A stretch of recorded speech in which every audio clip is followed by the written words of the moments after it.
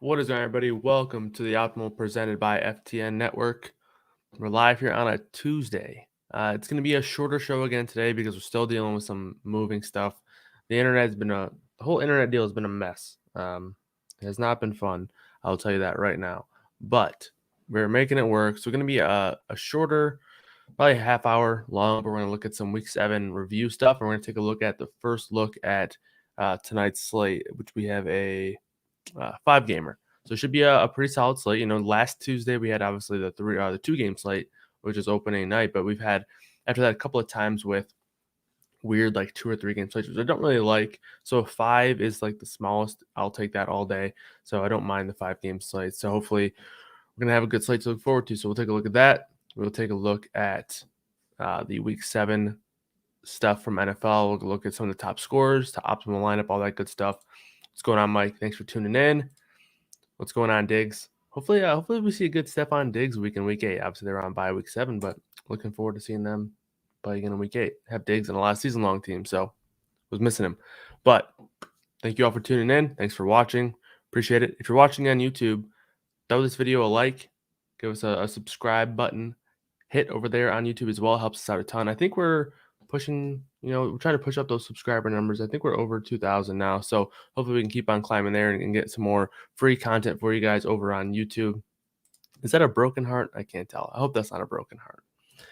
But yeah, we're trying to get some our YouTube subscriber count up so we can have some more free content and all that good stuff. We actually have been rolling out a lot more free live streams for the NBA side of things. So hopefully you guys, if you aren't subscribers, which I highly recommend doing so, you can get 20% off using the promo code KMER.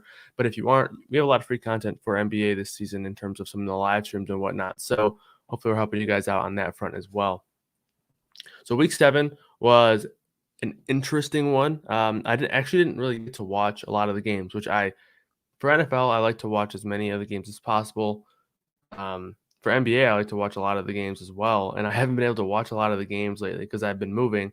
So I don't have any cable right now. The internet's not set up, so I'm working on like a hotspot right now, and then the cable's also not set up. So if there's any glitch or anything like that in the stream, that is why. I do apologize, but didn't get to watch a ton of the games. I did see some snippets here and there, but overall didn't get to see that much. So if you guys want to throw in any comments on what your favorite parts of Sunday's action was, do that because I'm really curious to see what I missed out on. But hopefully everything will be back up and running for me shortly so I can get back to my normal routine, watching as many games as possible, all that good stuff. But if you guys had anything that stood out to you, or maybe that I should, go back and check on, let me know. I'll be interested to see that. But let's hop into the optimizer here and take a look at that.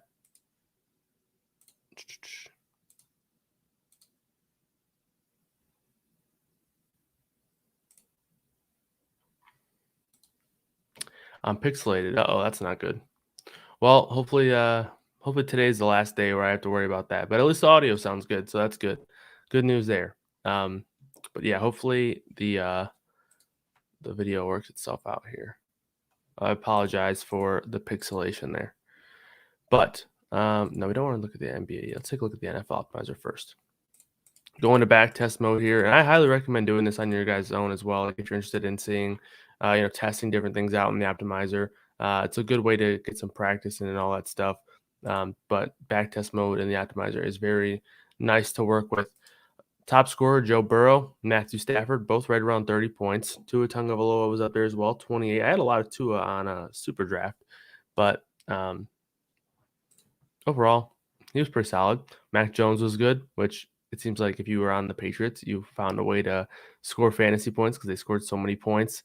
I do get like touchdown notifications and stuff to my phone. So even when I wasn't watching, I saw like JJ Taylor scored, I think twice. And then I obviously saw the score and I was like, well, that makes sense. That definitely makes sense as to kind of the nature of the blowout there for the Patriots. Aaron Rodgers was okay, 24.6. Jalen Hurts, 24.5. Tom Brady, 24. I was surprised. I did watch a little bit of the end of the Tampa Bay game. I was very surprised to see how much they were throwing the ball. That was pretty interesting. First of all, they were up, 35-3 at half, and even in, like, the 3rd and 4th quarter, they were still slinging. I saw one time it was 1st and goal at the 2 or 1st and goal at the 1, and they throw 3 times in a row. Oh, man. So that was fun. Damian Harris was great as well. Yeah, he was. He, obviously got probably sat down early because of the blowout, but he scored twice. I saw that as well. I'm not gonna say it. I'm gonna leave it to you guys. You guys are the experts. I don't wanna curse that. Um, I can't do it. Can't do it yet. Maybe one of these days if I have a big night, we'll make it count. But can't take away any of that magic just yet. For those of you that don't know, this is a highly mentioned term in the FTN Discord for NBA. So if you're not in the FTN NBA Discord, you should, because it's a lot of fun. And it's also popping pretty much 24/7 with questions and comments and a lot of smart people talking through the slate. So I would highly recommend getting in there. But yeah, it's definitely a magic term and a magic word that I don't like to throw around lightly. Maybe it's just me because like everyone and their mother will be off of Lockett next week. Seems like a sneaky GPP play. Man, Brandon's already getting started on next week. Look at the grind. The grind does not stop. I didn't even know the Seahawks were playing in Jacksonville, and you're talking about him being a sneaky tournament play. Hey, I appreciate the grind, man. Got to respect that. But I'm not going to lie. I have not even looked ahead at the slate whatsoever. I did look at the Thursday night slate a little bit, Arizona and Green Bay. That should be a fun one. No Devontae Adams, though, but it'll be a fun game. But yeah, shout out to Brandon for the grind, man. Grind does not stop here. On a Tuesday, we're talking low-owned tournament flyers. Love to see it. Love to see it. But yeah, one of these days, I'll probably tomorrow or probably later Sunday is actually when I'll probably start looking at the slate because I got to start working on projections. I typically don't start those. I don't work on them for the next week on Monday, and I typically don't work on them Tuesday early in the day. Typically don't start till Tuesday night at the earliest. But yeah, I'll probably take a start at that here probably in the next day or so. DeAndre Swift at the top got a lot of production on that obviously long touchdown to start the game, 64-yard receiving touchdown to start the game. And I was watching this game a little bit because this game obviously in the local market, so I got to see that where if I was like in a store or something, I saw one of the plays and DeAndre Swift was wide open for a touchdown and Goff missed him, threw it like at his foot. So that would have been another touchdown there for DeAndre Swift. But and I think he had another one too. I think he actually probably had a potential spot for 3 receiving touchdowns, but ended up getting missed on 2 of them, and then obviously had the one. But then he was like 6 yards off of the bonus or something like that. So almost a much bigger game from Swift, really. Damian Harris, obviously very good, and even in limited time, didn't really play the full game. Still did really well, was really efficient. Khalil Herbert was awesome. Damian Williams didn't even really play from what I saw. But yeah, overall, not a lot of exciting running back plays. Derrick Henry was pretty bad. So yeah, it was just not a really exciting week for running back. Like you see a lot of odd names at the top. Michael Carter had 9 targets. I did see that afterwards. That's a big number. Gaskin, I believe, scored through the air once again. Brandon Bolden caught a receiving touchdown.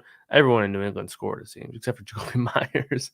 Oh man, if you're Jacoby Myers, you gotta have a sit down with someone, right? You're like, we just scored. What was it, 54 points? Is that what it was? Let me make sure that he didn't score. I'm pretty sure I didn't see his name pop up though.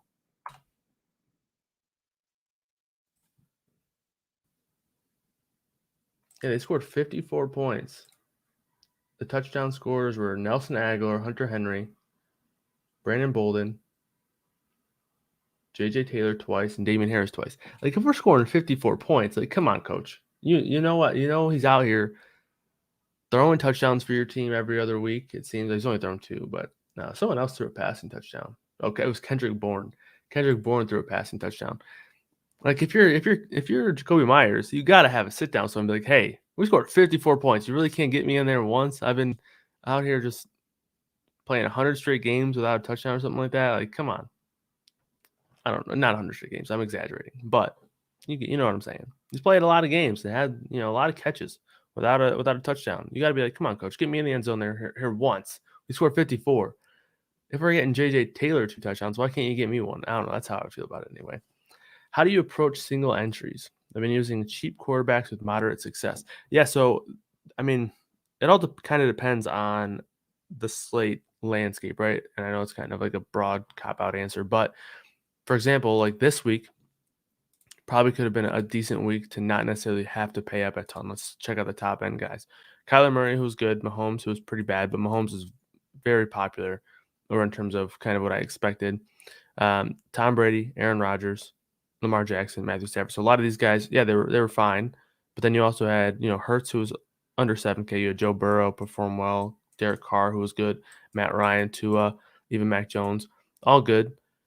But I do think there's going to be certain scenarios where, the final score is like Josh Allen or something where he scores 40 points. And at that time, it's just like you don't really have a ton of upside to get that kind of production from a cheaper end quarterback. And at that point, if your cheaper quarterback gets, pushed behind 20 points by the top end scoring quarterbacks, you really need to make up for that with those running backs and receivers. So it all just depends on the slate and how good of a play those cheap guys are. Like this week, I really like Tua and Matt Ryan. So I think those guys made a ton of sense. I don't really think anybody was on Mac Jones, but obviously he was fine. So yeah, Derek Carr was someone that I liked as well. Um, so yeah, I think that was totally fine. Made a lot of sense to do that this week for sure. But I do think there are some distinct weeks where it's something I don't want to do. And also it does come down to receivers because I'm not playing a quarterback without a receiver. So for example, like if there's, let's say, I'm trying to think of a quarterback this week, like Mac Jones, for example. I don't really, if I didn't really like any of his receivers, I'm probably just not going to use him because I'm not going to play him on his own. But like for someone like Matt Ryan, where I liked Ridley and I liked Kyle Pitts, that makes sense. For Tua, where I liked Jalen Waddle, liked Gesicki, that makes sense. Joe Burrow, didn't really like Jamar Chase this week necessarily, especially compared to other weeks. I did mention him as being cheaper than he was the previous week, which I thought was a major mistake. But he wasn't a guy I was like making a core play or anything. Let me actually see where I put him in my article. I know I put my article somewhere.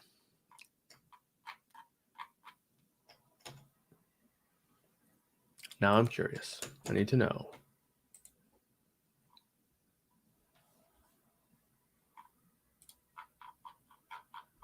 All right, so I put him in my article.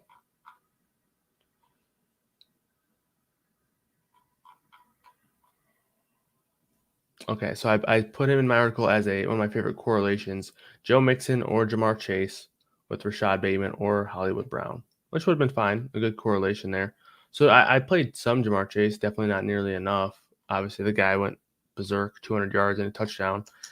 But yeah, like he probably wasn't a guy I was getting to in like a ton of core lineups, right? Like, top 3 lineups, for example. But so it all depends on the wide receivers as well.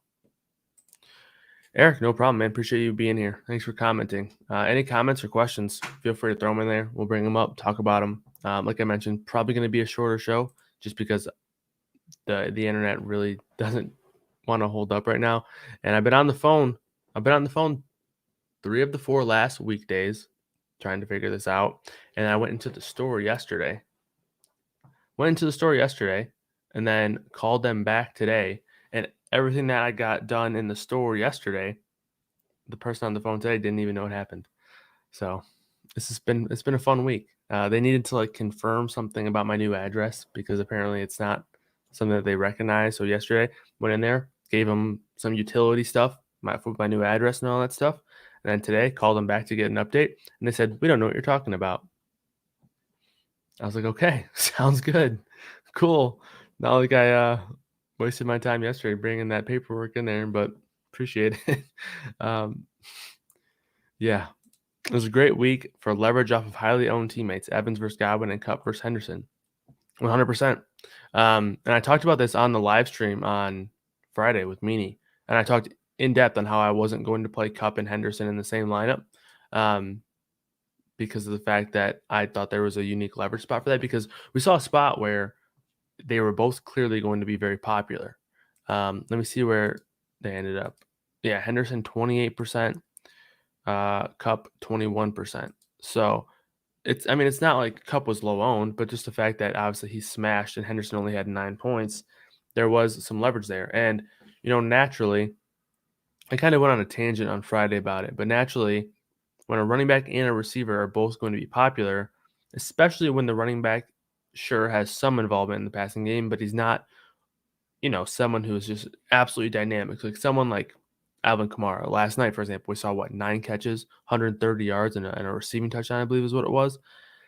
So like when it's not someone like that, it's really hard to justify pairing him up within that stack, right? Because if you're playing Stafford and you're playing Cooper Cup and Henderson gets a rushing touchdown, you're automatically pushing your stack down in terms of the ceiling and in terms of the leverage, in terms of the correlation, because Darrell Henderson can't score a rushing touchdown while anyone else on your lineup benefits, right? It's just that simple.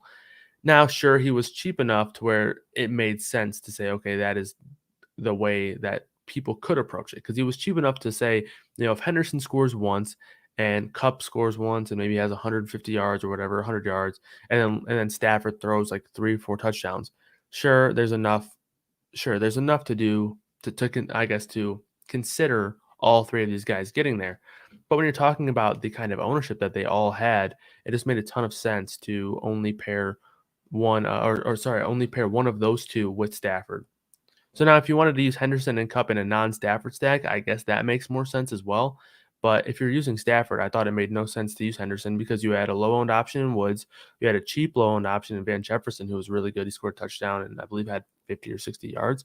So yeah, I will do that for sure. That's kind of how I would do it. And I think that was the right move. So yeah, and it worked out. Might have been a bit lucky, but it did work out indeed to where I talked about their and someone actually posted a chart in our Discord on how those two actually do positively correlate, but I think that's a bit skewed, right? Like we've just seen massive production from Cup every single week except for I think one. So when that's going to happen, like everyone who has ever done well is also going to correlate with Cup because he's done well all year long, right? So obviously there's going to be a spot where they're all looking fine because of the data, but that's where the sample is skewed, and that's kind of knowing that okay, a running back literally cannot correlate well with a receiver from the same team. It's just not possible. Now, is there a spot where this team has a 32 implied team total, and if they score 4 touchdowns, they both score twice? Sure, that's most definitely possible. Or even when he's only 6,600, can they both get there?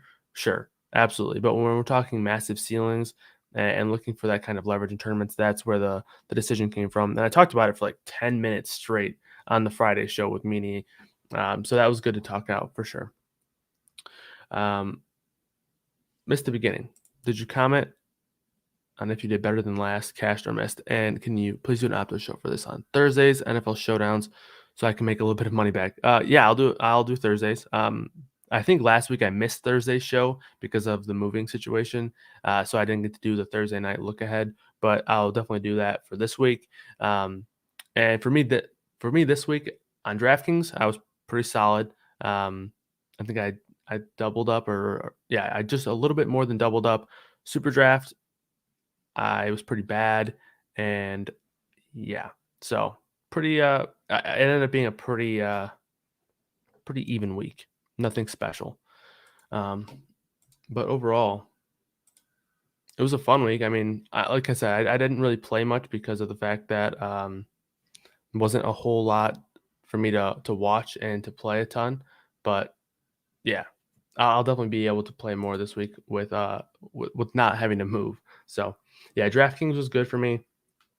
Super Draft was fine. No, Super Draft was fine. It was Yahoo. And Yahoo was the place where I kind of blanked. But Super Draft was about a little bit of a loss. DraftKings was pretty good, about a double up there. So overall, pretty solid week, especially for not playing a ton. NBA, yep, going to get to NBA after this segment here. We're going to look a little bit at the first look at tonight's slate.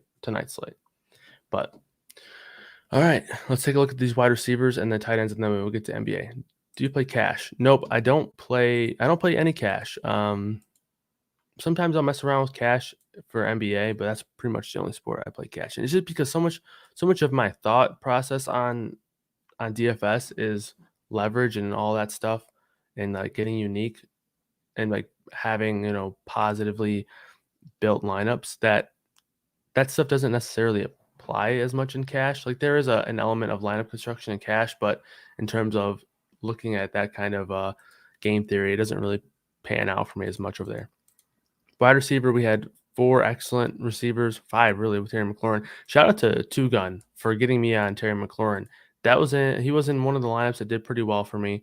Ended up pairing McLaurin with Aaron Jones, and Aaron Jones obviously didn't do that great, but it could have been a much better lineup. But yeah, shout out to Two Gun for that McLaurin call. Got there because of him. So shout out to him for that. McLaurin was really good. AJ Brown was really good. These top end receivers. Mike Evans was one of my favorite tournament plays of the week. I did list Godwin as a core play, but Mike Evans was definitely one of my favorite plays as well. But let's see how the tight ends did. I'm curious. Okay, we had look at that, 3 tight ends over 20. That's definitely the first time that's happened this year. We had like 4 or 5 total. That's been a thing I talked about a lot. But Kyle Pitts was phenomenal. Uzoma had 2 long-ish touchdowns, and Gesicki was pretty solid as well. Let's run the optimal lineup, and then we'll get over to NBA. Let's see here. All right.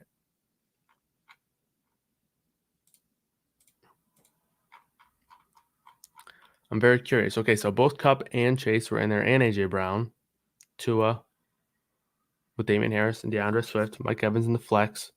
Okay, so and then Titans D. That was the ultimate leverage defense player right there. 2,100, 17 points, and that is just the key example of not paying up too much at defense. Like that's like 2,100.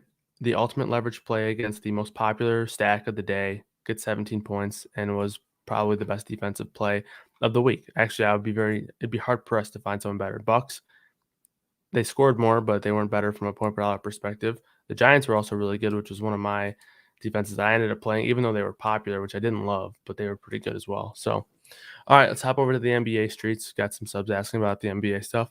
And we'll do that. Take a look at the DraftKings slate.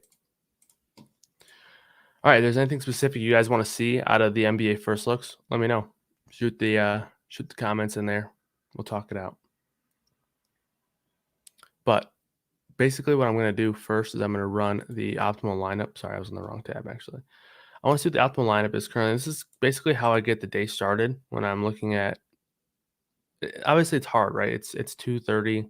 Obviously the slate's 4.5 hours away still. So many things can change. Like for example, we have LeBron who's questionable. Like that will change the slate a ton. Like there's just so many things that are just bound to change, especially if it's anything like last night where we had a million different alterations in terms of injuries and all that stuff. But for example, like LeBron's in the current optimal lineup and he's questionable. So it's always something to monitor. Looks like we got a lot of cheapies here in the optimal lineup currently. The optimizer's forcing a lot of these top end guys in. Jalen Brunson, he was in the optimal last week at 1.2, and he ended up performing pretty well. Vassell's been pretty good this year. I mean, he was really good in summer league, or not summer league, preseason, and then had a pretty good. I think in the first game he was pretty solid as well. But 2 Spurs, 3 Mavs actually, 2 Lakers, and then we got Lou Dort. I think is that Jake's boy? I don't know. Someone in the NBA Discord absolutely loves Lou Dort. Sub 4K value today. So yeah, I mean, based on what the optimizer's telling me, there's a couple of guys worthy of being in the optimal lineup here. So there's definitely a few options, and then we can also sort by point per dollar. Dwight Powell, Brunson's not quite sub 4K, but he's up there. Russell Westbrook's projecting has a pretty strong value at just 9K. Damian Lee's projecting okay at 3,800. So that definitely some solid sub 4K options right now. But again, like there's so many things that could potentially change. So like this first look is a good chance to get a good feel for the slate, because when we're talking about all these things that could change, it's still important to know about like the original outlook of the slate, like so that way you know what changes you want to make or what changes you're changing to and from, right? Like for example, you can't just look and say, okay, LeBron's out. Now I know I want to play Russell Westbrook and Anthony Davis, sure, but that can't be like your starting point, right? You should probably have a good feel for how the slate's looking prior to that, so you know what else you want to do outside of those changes. So there's always stuff that you can do prior to to the slate, but it's always just important to remind yourself that there's going to be a lot of news that breaks and all that good stuff. So just keep that in mind. But looks like Tom likes Lou Dort. Yeah, I mean, Lou Dort is Lou Dort. What was it? I think last game he ended up in one of my lineups and he was just struggling to start, and then he got there. He's been a fine permanent producer over the course of his career. Got him at about 0.83 tonight, so no complaints on Lou Dort there. Matchup should be one that I think will probably have pretty solid pace. And I think it'll be a pretty solid matchup just in general. Lots of volume to potentially go around for the matchup against Golden State. So, yeah, no problem with Dort whatsoever. And let me check some other things here. 28% projected ownership right now. 26 is where I had him in the optimizer, but I have him at 28 in the newest update, which I'll update in a few minutes. Target percentage, 26%. So 26% chance to hit the target GPP score, which is typically, it depends on the player and their standard deviation, but 6x is typically about where it's at. 40-point ceiling, about 40-point ceiling. Is 13th in the player rater on DraftKings. Sorry, that's on Fanduel, actually. 13th in the player rater on Fanduel. Let me check on DraftKings. On DraftKings, he's 12th in the player rater. And at 27% ownership on DraftKings. So 35% target score on DraftKings. So he's 4,700. 35% target score is not too shabby. Pretty solid. So yeah, I haven't posted any of the target score stuff yet on the site because I want to test it out and stuff first. I used it a little bit last year. I actually used it a pretty good amount last year, but I did so many changes to it that it was really tough to get a good feel for how I like to use it the most. So that's stuff that I wanted to test out more before I started posting on the site. But so far on the slate, in terms of target percentage, which again is the percentage of times that a player is going to hit their target score. Right now I have Luka, Embiid, DeJounte Murray, Steph Curry, Michael Porter, Porzingis, and then Dort as the top players in that category. So, any questions on that? Feel free to hit me up. But those should be Those should start being posted on FTN pretty soon here. What are the key Opto settings? I've just been running it without touching the settings to check out what the Opto spits out. Yeah, so this is a really good question, and a lot of it does depend on what kind of contest you're playing, right? So, for example, I just ran the optimal lineup. That's typically going to be something that you use for cash or maybe single entry, preferably single entries with smaller amounts of entries. I'm talking like less than 600 to 700. So if you're playing in that range, I think you can get away with playing the optimal lineup from the optimizer, right? I would always recommend making at least a couple of changes if you're playing in a tournament because, for example, sometimes I'll throw the optimal lineup into a tournament. If it's a day where maybe I'm not feeling too confident about certain lineup constructions or whatever, I'll play the optimal at times. So, for example, if you're doing that too, we're going to dupe. So you typically in tournaments, you don't want to play the optimal lineup straight up, but in cash, especially in head-to-heads, I think it's a strong idea.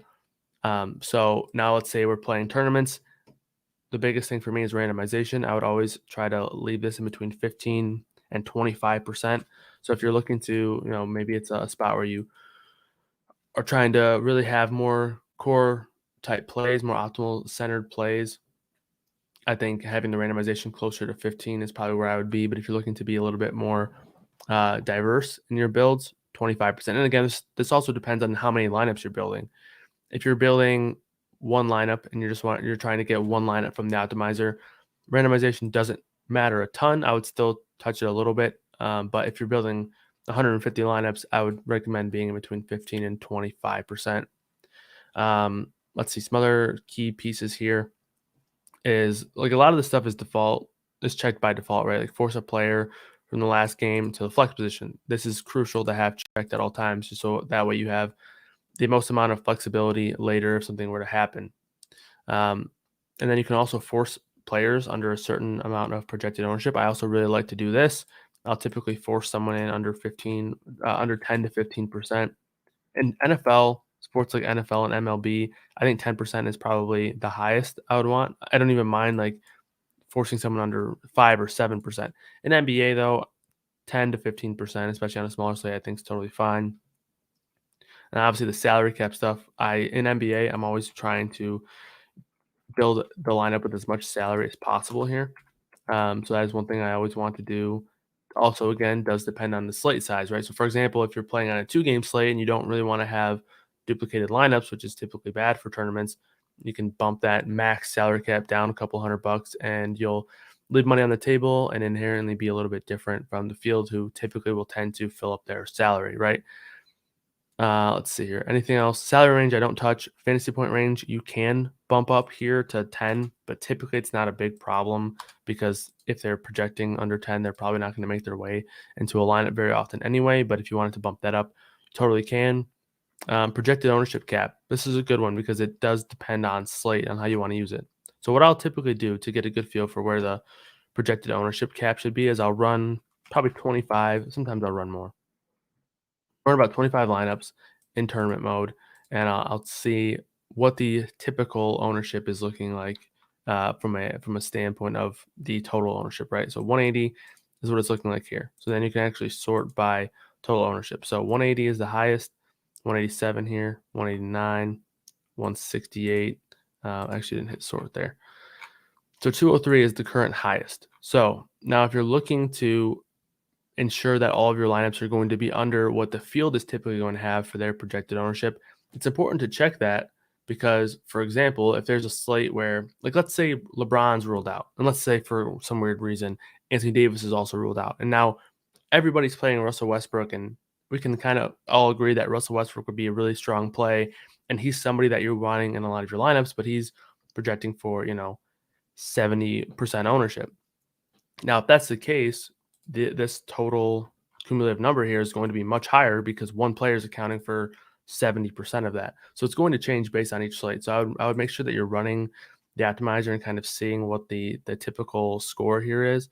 So for example, if the highest is 203, there's one at 195, and you want to make sure that you're going to be under a lot of the field the field's ownership number, setting it at 190 or 200, even if you want to be more aggressive. I think that is something that you can definitely do. So those are a few of the key settings. If you guys are interested in some of these tutorials, I do have tutorials down here as well. What are we at now? 2, 4, 6, 8, 10 tutorials on the optimizer. And then also you can watch the optimal playbacks. So if you see maybe a show from last week where maybe it says NBA breakdown or NFL lineup building session, you can click on that and kind of see what I'm doing there in that show as well. And all those are live on YouTube as well. So those are a lot of the key settings. So again, it depends on what kind of slate you're running and what kind of function you're trying to use the optimizer for, right?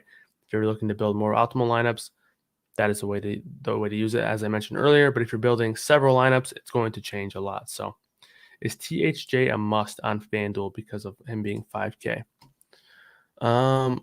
That is a good question. I don't think he's a must, but it's definitely not a bad play. Like on DraftKings, I mentioned Brunson, Luca, and I think it was Powell were all in the optimal, but that was on DraftKings. So on FanDuel right now, Hardaway is projecting as the best point per dollar play on the entire slate for me. So it's actually a pretty interesting slate on FanDuel because, for example, Hardaway and Porzingis are projecting as the two best point per dollar plays for me. So that would probably lead me to say, okay, probably fade Luca and play those two instead. But Luca's the current top projected player as well, and projecting for 35% projected ownership. So I do think it's going to be a pretty interesting slate. Let's head over to FanDuel and let's see what the optimal lineup is looking over there. I'm guessing both of those guys are going to be in it, but it's interesting to see if it'll also have Luca.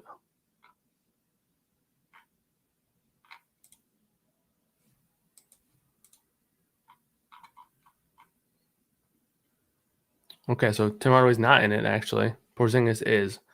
So that's pretty interesting. But Kemba's in it, Porter, Shea, Russell, Bazemore, Barrett, Draymond Green, Porzingis, and Embiid. So no Luka, but it does have Porzingis. I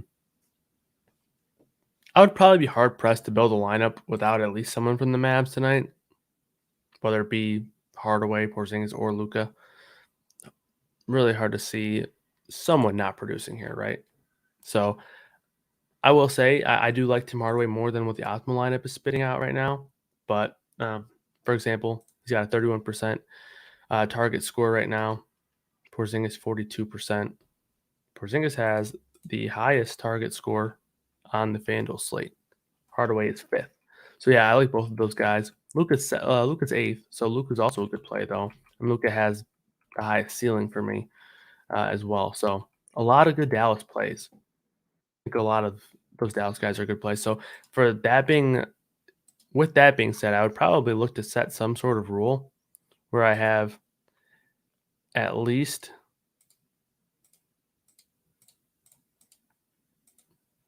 I'd, you could maybe bump it up to 3 if you wanted to, but at least one of Luka, Porzingis, and Hardaway. And then if you wanted to use any of the other value plays, Brunson, Powell. Let's see here. Brunson, Powell, maybe Dorian Finney-Smith if you're feeling really risky. But Powell's 4K on FanDuel, Brunson's 4.5. So mainly Brunson and Powell. Like those kinds of plays are probably what I'm looking to add, like Powell and Brunson. And then you can set it in all lineups and add that rule there.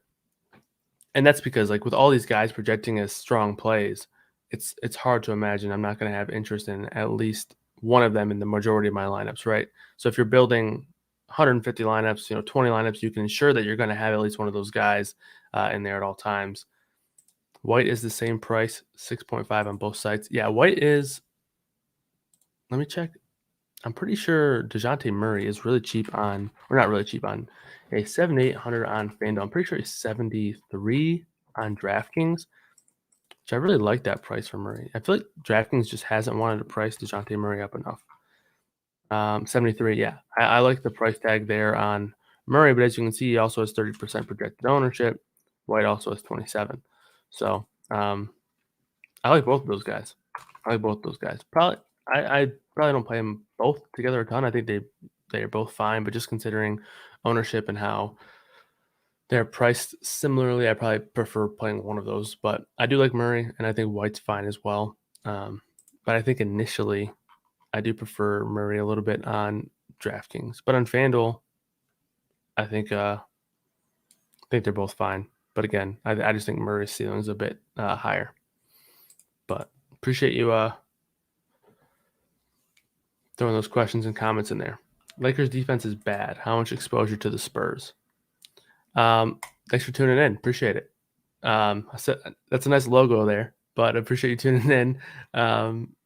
I will say the Lakers defense has been pretty bad this year. They've been bad in general. One thing that it's kind of important to note when you're looking 3 games in, it's tough to consider a team's overall performance after 3 games as how we want to approach them going forward. I talked about this last week with pace and with defensive efficiency, but sorry, it's not a bad thing that he has a logo. I just wanted to comment on it. But I have a lot of friends over there. But anyway, I talked about pace and defensive efficiency and how we can look at that based on 2 or 3 games and say, okay, this is something to note going forward. But it's hard to necessarily take that and use it as our Bible, I guess, for the future, right? So now a couple of reasons is because I mentioned a specific example last week was the Lakers, right, with their pace. They were going to have an inherently high pace because they got to play the Warriors, right? And that can carry over for multiple games. Like, let's just check out pace right now. Number 1 is the Lakers. They got to play Memphis. They got to play the Warriors. And I forget who they played in the 3rd game. But obviously their pace is going to be higher because they've played 2 teams that have historically, over the last year or so, played at a fast pace. Does that mean that they're also going to play at a fast pace for the rest of the season?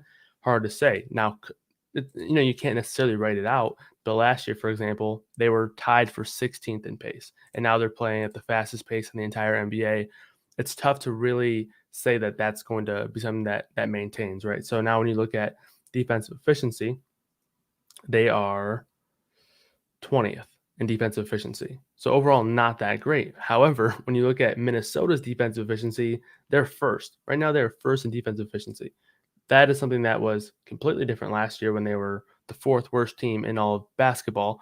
So again, that's kind of just the point on how quickly some of these numbers can change. And as we get deeper into the season, those numbers will stabilize. We'll have more trust in them, etc. So yes, Lakers defense has been bad, but last year their defense was pretty good. Last year, let's see where they were. They were actually first in defensive efficiency last year. So and sure, some things changed, but you can also argue that their defense could actually get better this year. They lost a couple of players who weren't good defenders, and they brought in a couple of guys who could be good defenders, right? So, or historically have been good defenders. So it's hard to say what's the reason for them going from being the best defensive team in basketball last year to being 20th in the first 3 games. And a lot of times it's just sample, right? They got to play the Warriors, who are obviously going to be a pretty solid offensive team, whether or not you think that they're going to be a great team. They typically put up points because they play at a fast pace. They like to get a lot of shots up, etc. So that's going to push their defense efficiency down. They played the Grizzlies, who scored 118 on them, and then they played the Suns as well, another tough matchup there. So a lot of times stuff like that can get skewed at times. So it's tough to. That's just kind of one thing that I do want to make a point on. Like there are times where there's going to be skewed data and skewed rankings on teams based on pace and efficiency and all that stuff. So that's kind of something that I like to talk about early on in the year and think about. And for example, now if it's a spot where we could potentially be seeing this, let's look at these San Antonio guys. Now, everyone here, it looks like San Antonio is getting a pretty good amount of ownership here. Kelton Johnson, 26, Derek White, 27, DeJounte Murray, 30%. And then you have Pirtle, McDermott, and Vassell all over 14, so basically 15% or more. So now if it's a spot where the public is saying the Lakers are bad at defense and everyone's playing them, it could be a good spot to go and fade, or at least maybe not be as heavy on the Spurs as the public are because of this small sample that is leading to certain groupthink. Right now, it could end up being right. The Lakers could suck at defense. Maybe Russell Westbrook is just that bad now. Maybe these centers that they brought in are just so old they can't defend. That is very, very possible. But with it being a spot where if there's going to be any kind of groupthink based on a small sample, that could be a spot to leverage that there. And that's kind of certain ways that I like to think about slates and stuff like that. So, yeah, that's my long-winded answer. So overall, my answer to that question would be it depends on ownership. And again, a lot of things can change, but right now I'm probably not going to be extremely overweight on the Spurs, especially if the rest of the public are going to be overweight on them, just because I would try to avoid that groupthink based on a 3-game sample. So hopefully that helped. And if you have any follow-up questions on that, feel free to throw them in there. Appreciate you tuning in. And thanks for the question. That's a good question, though, and it brings up a good point, which I like to talk about a lot, and that's that groupthink and stuff like that. So thanks for tuning in. Thanks for the question. Appreciate it. But that brings up another point for me. I want to check out some of this pace stuff. I mentioned Lakers are number 1, Golden State's number 2, Houston's 3. So all 3 teams that are playing at the fastest pace so far this season are on tonight's slate. So that's pretty interesting.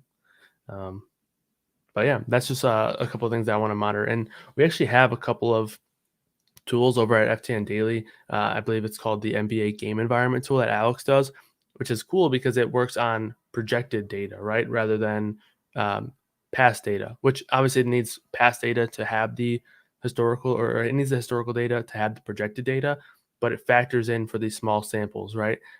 So it won't only just spit out numbers based on the 3 or 4 games that teams have played, right? It'll take into account several different factors and kind of round out a more complete image of what those teams are doing. So have gone a little bit longer. I said this was going to be a half hour, but it looks like the internet has held up. So hopefully there's been no issues. If you guys have had any issues with that, I do apologize, but just got talking and didn't stop. That's kind of how my life works. But I do appreciate you guys all tuning in. That's going to do it for today's show, though. I'm going to get out of here. Let's see if there's anything else in the NBA side that we want to touch on, actually. Probably look at other teams. Actually, I'm going to check on some of the top owned players, and then we'll get out of here right now. So right now, Brunson, Wiggins, DeJounte Murray. Yeah, okay. So look at this. Now I didn't even look at the rest of the ownership on the entire slate. But now when you look at this, you got 3 Spurs in the top 6 of projected ownership right now, going against the team that was the number 1 team in defensive efficiency last year. So that's probably a spot where I'll probably attempt to get different. But as you saw in the optimal lineup, Kelton Johnson and Devin Vassell were there. So it always makes me wonder, is that how others' optimal lineups are going to shake out? Because if that's the case, trying to find quick pivots there could make sense. So then what I'll typically do, just trying to give you guys a feel for kind of how I treat certain stuff, which you can take as you will. But then I look at Kelton Johnson, he's 5,200, power forward eligible, right? Instantly, you have Dorian Finney-Smith, Darius Baisley, who is actually projecting similarly to Kelton Johnson, also similarly based on the ownership, but there are pivots here in this range and at the position that could potentially serve as leverage plays off of Kelton Johnson. So that's just different ways that you can kind of approach the slate and approach certain plays. But now that'll be it for the show. Appreciate you guys tuning in. We'll see you tomorrow. I didn't even play the intro. So if you're watching this, Tom B, I apologize. I didn't play the intro. I let you down. But we'll see you tomorrow. I'll hopefully be back on actual sustainable internet tomorrow. Appreciate you guys tuning in. Good luck on tonight's Tuesday slate. Have a good one, everybody. Later.